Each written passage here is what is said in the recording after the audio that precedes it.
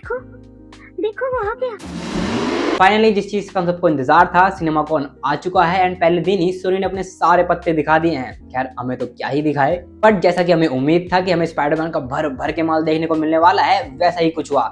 जहाँ पर Spiderman brand new day से लेके बियॉन्ड द स्पाइडरवर्स और अपने सोनी का पर्सनल स्पाइडरमैन यूनिवर्स की सबकी इन्फॉर्मेशन मिली है। एक एक करके बात करेंगे, starting with Spiderman brand new day. तो टॉम हॉलैंड ने स्टेज पर आके खुद कंफर्म कर दिया है कि उनके लाइफ की सबसे ज्यादा इमोशनल और मैच्योर स्पाइडरमैन मूवी होने वाली है ये। जिसके बाद वहां पर लोगों को कुछ फुटेजेस भी दिखाई गई एंड सोनी ने इतनी ज्यादा स्ट्रिक्ट सिक्योरिटी रखी है कि लोगों को सीधे ही बोल दे कि भाई फोन साइड में रख दो, ताकि कोई भी रिस्क ना हो कि वीडियो बना के कोई भी लीक कर दे।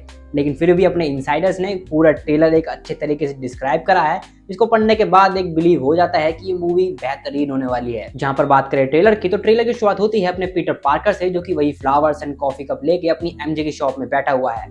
इसके बाद नेड उसे बिना नोटिस करे कुछ ऐसे गुजर जाता है जैसे कि वो उसे जानता ही ना हो।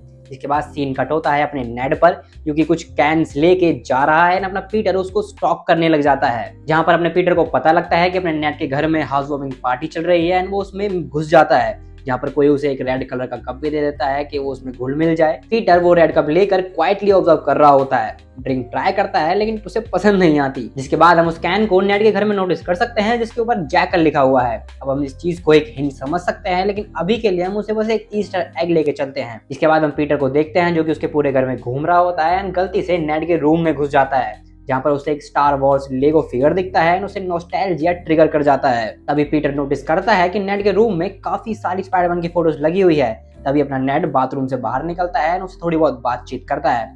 नेड उसे बताता है कि स्पाइडरमैन ने मेरी और मेरे फ्रेंड्स की जान बचाई थी। मैं उसे एक्सपोज नहीं करना चाहता, लेकिन थैंक यू बोलना चाहता हूँ। तभी ये रिवील होता है कि अपना नेड स्पाइडरमैन की आइडेंटिटी पता करना चाहता है। जहाँ पर एक और चीज बताई जाती है कि अपने नेड ने एक स्पाइडर ट्रैकर बनाया हुआ है ताकि वो स्पाइडरमैन को ट्रैक कर सके। उसको दो लोगों पर शक है, फ्लैश थॉमसन और मिस्टर हैरिंगटन। जहाँ पर पीटर ऑब्वियसली अंदर ही अंदर स्माइल करता है, लेकिन तभी एमजे की एंट्री हो जाती है एंड बैकग्राउंड में पियानो म्यूजिक बज रहा होता है। पीटर अपना फेक इंट्रो देता है, जहाँ पर वो अपना नाम में नर्ड बताता है। फिर हमें वही सीन दोबारा दिखाया जाता है, जहाँ पर एमजे का फ्रेंडली नेबर डायलॉग सुन के पीटर चोक हो जाता है। एमजे बताती है कि उसने एक जॉब रिजेक्ट कर दी है क्योंकि उसे सोललेस कॉर्पोरेशन में काम नहीं करना। वो फील करती है कि वो किसी चीज का वेट कर रही है। तभी उसका न्यू बॉयफ्रेंड आता है और उसे किस कर लेता है। एंड इससे ज्यादा बुरा क्या ही हो सकता है, अपनी गर्लफ्रेंड को किसी और के साथ देख रहा है। ठीक है, रोज देखने को तो मिल रही है, लेकिन किसी को किस करते हुए देख लिया, मतलब। एंड में हमें क्विक मोन्टाज दिखाया जाता है, जिसकी मोस्टली क्लिप अपनी ट्रेलर वाली ही होती है, लेकिन एंड में हमें डीओडीसी एजेंट्स और अपने स्पाइडरमैन के बीच में एक कन्वर्सेशन दिखाई जाती है। और इन फुटेजेस के बेसिस पर ना काफी सारी चीजें हैं जो कि क्लियर हो जाती है, जैसे कि एमजे और नेड को अपना स्पाइडरमैन तो फुली तरीके से याद है, लेकिन पीटर पार्कर नहीं है।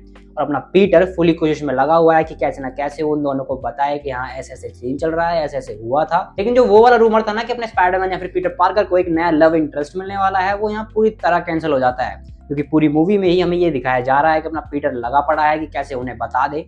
ऊपर से अब तो ये भी पता लग चुका है कि अपने एमजे और नेड भी पता लगाने के चक्कर में कि स्पाइडरमैन कौन है। तो मूवी के एंड आते आते ये लोग मिल ही जाने हैं, तो बीच में किसी बंदे को ऐसे फंसाना थोड़ा मूवी में बेकार ही हो जाएगा। जिसके बाद हमें ब्रांड न्यू डे के दो नए पोस्टर भी दिखाए जाते हैं, जिसमें सबसे पहले है ये वाला, जिसमें तुम स्पाइडरमैन की आई में एमजे को नोटिस कर सकते हो।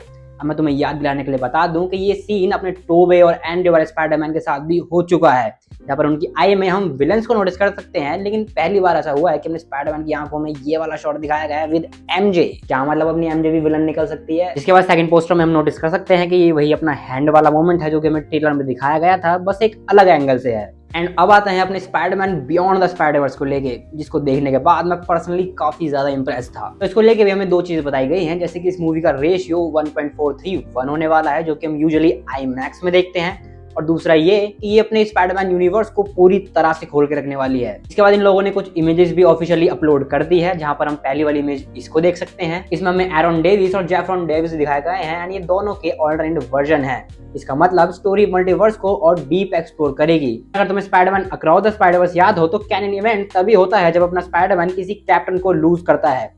एंड माइल्स के डैड को कैप्टन तब तक नहीं बोला गया है जब तक वो ऑफिशियली स्वॉन नहीं हुआ है। इसको बताने का लॉजिक ये है कि अगर अपने माइल्स के डैड ने अभी तक शपथ नहीं ली है तो अभी तक कैप्टन नहीं बना है। इसका मतलब अगर वो कैप्टन बनने से पहले अपना माइल्स अपने डैड को बचा लेता है तो एक कैनियन इवेंट होगा ही नहीं। मतलब मेरी बस ये थ्योरी और स्पेकुलेशन है जो कि सच हो सकती है। बाकी बात करें टीजर पर, तो अपनी मूवी वहीं से स्टार्ट होगी जहां पर लास्ट मूवी खत्म हुई थी। माइल्स एक ऑल्टरनेट वर्जन में फंस गया है जहां पर उसका सामना होता है अपने एक इविल वर्जन यानी प्राउलर माइल्स से। माइल्स अपने इविल वर्जन को समझाता है कि मेरे डैड की जान खतरे में है एंड मुझे जाना होगा। इविल माइल्स नहीं मानता क्योंकि उसके लिए ये यूनिवर्स और मल्टीवर्स एक नई चीज है।